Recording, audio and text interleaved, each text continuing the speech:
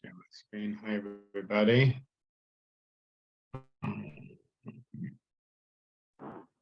Morning. Good morning. How are you? Doing just fine. And you? Good. Thank God.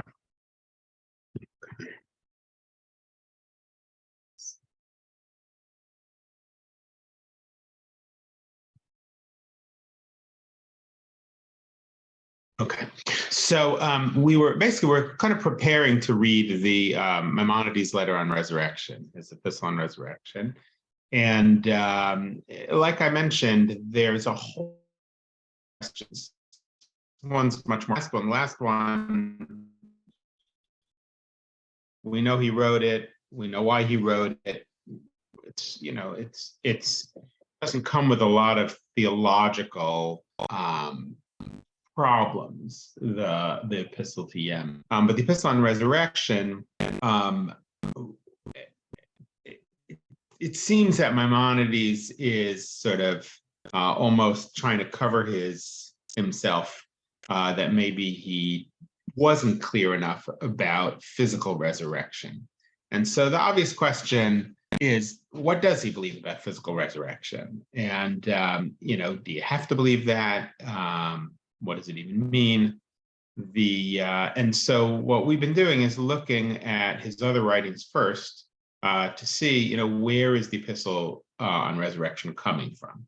So we looked at in the end of Maimonides' book of Jewish law, we looked at Hilchos Malachim, the laws of kings and their wars.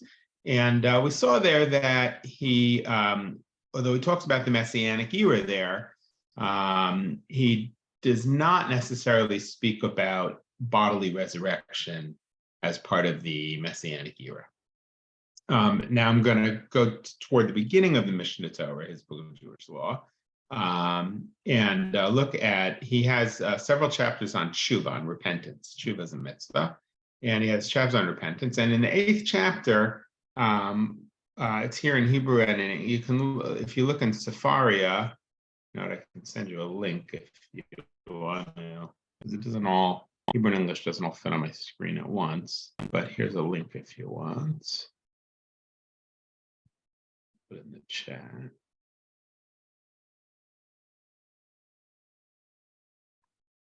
And that way you can pull it up on your own screen if you like. And so we'll read a few paragraphs from here and ask ourselves the question of, what does the Rambam believe, at least based on this? What does he seem to be saying about the question of resurrection? And obviously it's confusing. Because we think about it in a lot of different ways. In fact, in the epistle to Yemen, he had said, or was that in the beginning of this epistle, maybe? I think it was the epistle to Yemen. He had said, there's all of these different beliefs. Over there, he was talking maybe about the Messiah. But, what is it? Is it, it was in the epistle to Yemen. He had said, we have all these different categories. We have the next world. We have the Garden of Eden. We have the resurrection. We have the resurrection of the dead. We have the Messiah. How do they all sift out? And is that in the epistle to Yemen? And he had basically said, those who are ignorant think all of them are true. I don't remember where we saw that. So here in I'll check back on where that was, but here in the Mishnah Torah, he says, the goodness that is set aside for the righteous, that is the world to come. So, in other words, it sounds like he's saying that reward and punishment happens in a place called Olam Haba, the world to come. Now, that doesn't really help us that much. So, what is that? It is life that does not have death with it.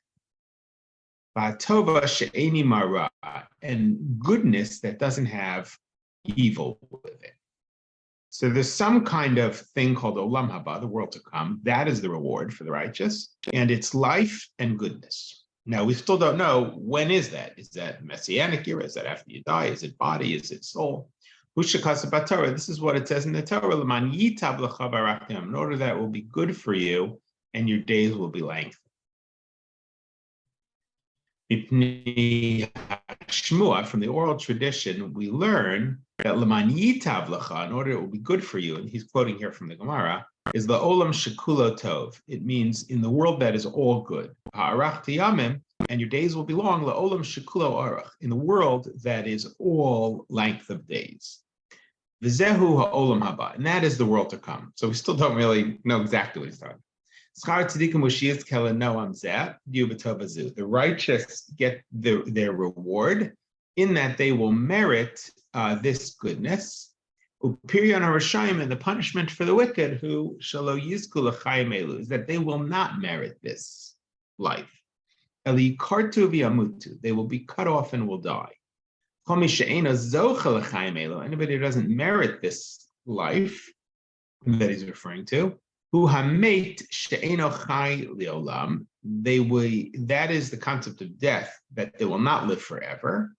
They will be cut off in their wickedness and they are lost. They are avad, they go away like an animal. In other words, an animal that does not have, I guess, this kind of soul. Zeu karet, and this is what the Torah says when it says karet, being cut off. There's certain punishments in the Torah, they're called karet. As it says, he karet ti karet and shahid, that soul will be cut off. We learned in the oral tradition that it says it twice, he karet ti karet, they will be surely cut off, means in this world and in the next world. So we still don't really know what the next world is. Klomar, that means to say, she'ota hanefesh sheper shemen aguf. Now he says that the soul that has been gone out of the body in this world will not merit the world to come. Rather, it will be cut off from the world to come also. Right, so here he seems to clarify that what he's talking about in terms of olam haba, the world to come, is that the soul goes out of the body in this world, death, and the soul of the righteous will then merit this world of long life. So it's pretty clear from this first paragraph that he's not talking about bodily, physical resurrection. He's talking about the life of the soul after one dies. Now remember, a lot of this does have to do with things that we'll see in the Moreh Nevuchim, in the Guide to the Perplexed, which is that he does link a lot of this. For him, the soul and the intellect are really interlinked. And we'll see that there's places where the Rambam says that you merit through your intellectual perfection, you merit, that is the soul, and the soul therefore can kind of exist in the world to come, can relate to God in the world to come. Okay, and then he writes, Olam haba, this world to come, ein bo gufa gevia. Here he says very clear, the Olam haba, the world to come, does not have body, doesn't have body. Ela nefashot tzadikim, but the souls of the righteous, right? So here he has distinguished between body and soul. Bilvad, it is only the souls of the righteous without a body, kemalachei hasharet, like the angels, like the angels that serve God. So here you get a sense that the word angel to him means also something that's just spiritual, it just has a soul. The einbo geviut, and since you're not going to have a body, einbo lo achilav lo shtia, there won't be eating and drinking. And there won't be anything physical that human being needs in this world. Here he may be speaking directly against one branch of Islamic philosophy, which did believe, Kalam, which did believe in a physical world to come. There won't be anything physical like we have in this world. You can go in yeshiva like sitting or standing or sleeping or death or pain or laughter. In other words, all of these things, right?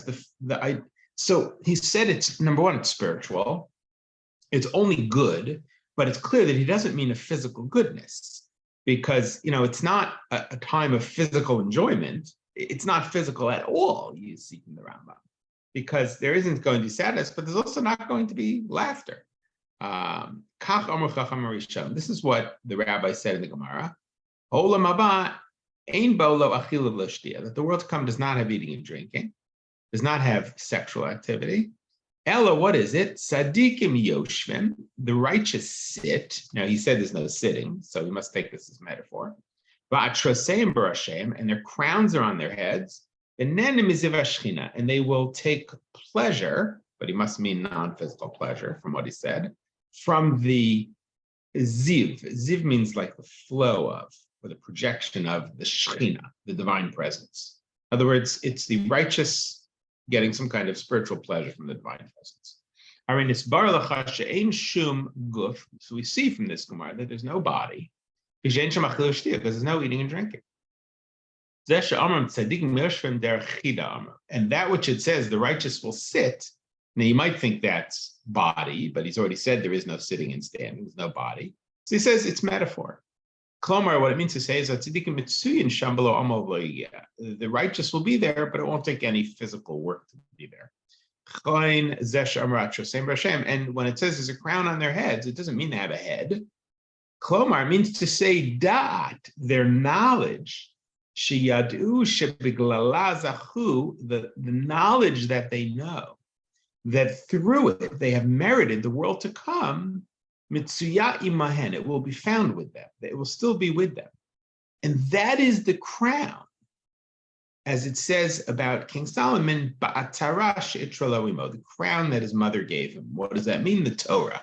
In other words, so what he's saying is that the intellect does live on as part of the soul, and that when the Gemara says the righteous will sit with the crowns in their heads and get pleasure from the divine, it's connected to that crown means their knowledge that they bring with them. Ostensibly knowledge of Torah, but he doesn't say that. And we'll see in the Mar Nevuchim, he also probably means philosophical knowledge. Harehu Omer, and this is what it says in Yeshayahu, in Isaiah, the Simchat Olam al Rosham, the joy of eternity on their heads. Ve'ena Simcha Guf, it's not a physical joy. To put on the head, and just like there, it's not physical, so too this crown is not physical, but it's hayidiyah, it is knowledge. What does it mean they're going to get pleasure from the divine presence?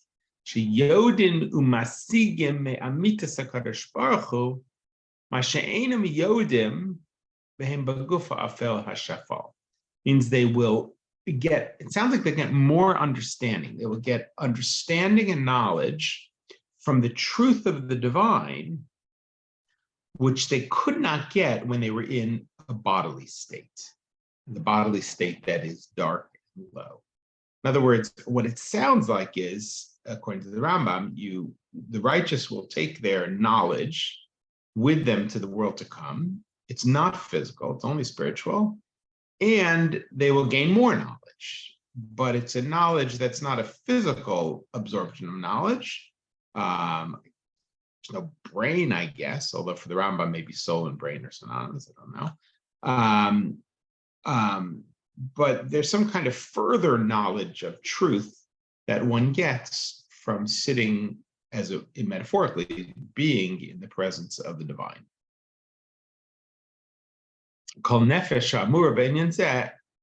When we talk about this, what we mean by the soul is, it doesn't mean the soul which is needed for the body.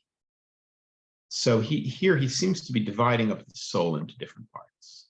It is the form of the soul.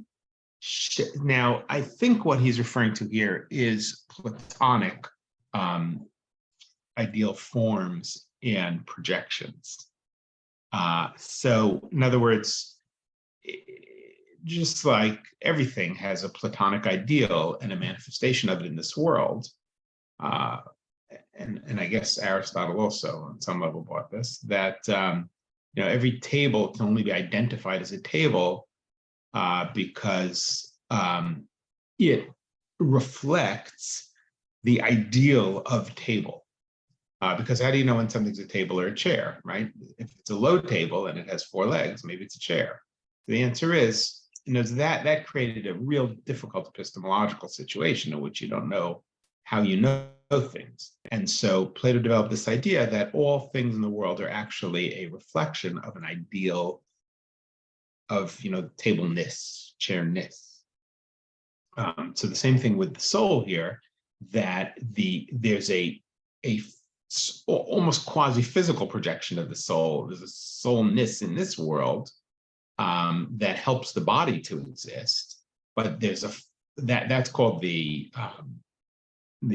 manifestation. But the form of the soul, more ideal form of the soul, hihadeya shisiga mehabori. This is the knowledge that one will get from the divine, kifikocha, according to one's own ability to absorb it. Vasega hadeya hanifradot, and the grasping of these different knowledges, ushar hamasim, and other actions, v'hiatsura shebayarno inyana b'perik revi'i b'hilchos yesodei haTorah nikras nefesh b'nindah. So we'll see that. We'll go back and look at that in the 4th chapter of Yesodei haTorah, which comes before this, Foundations of the Torah, which is a section before this. He talks about the nature of the soul. I was looking for that. It was a short chapter. Let me see how they translate this. So the term soul, when using this concept, is not referred to the soul which needs the body, rather to the form of the soul, the knowledge which comprehends going to power. Similarly, it comprehends abstract concepts and other matters. In other words, when you, even in this world, when you get a sense of abstract things, you can think about things that are sort of non-physical. This is the form nature described in Hilchos Yesodei haTorah.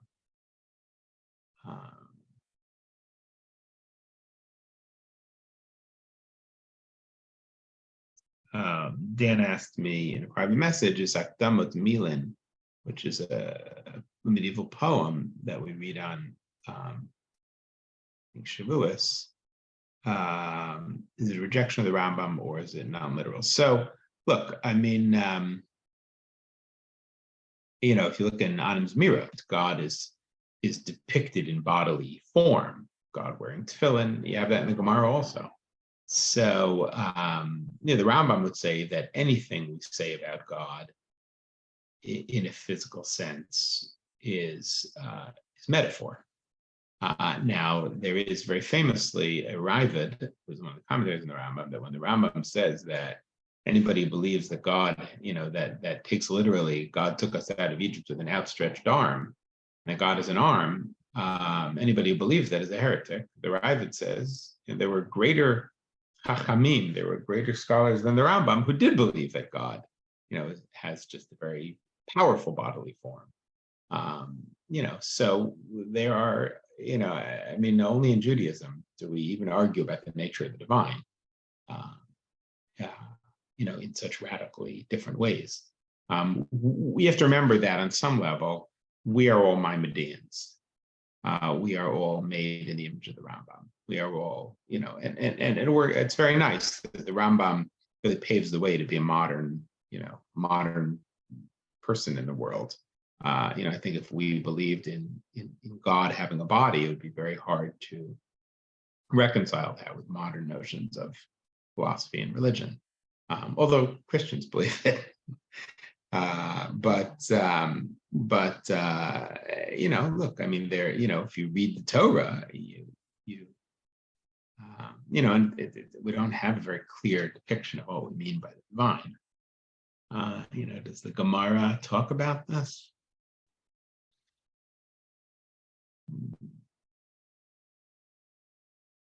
I don't know, but certainly not everybody believed as radically as the Rambam that God is incorporeal.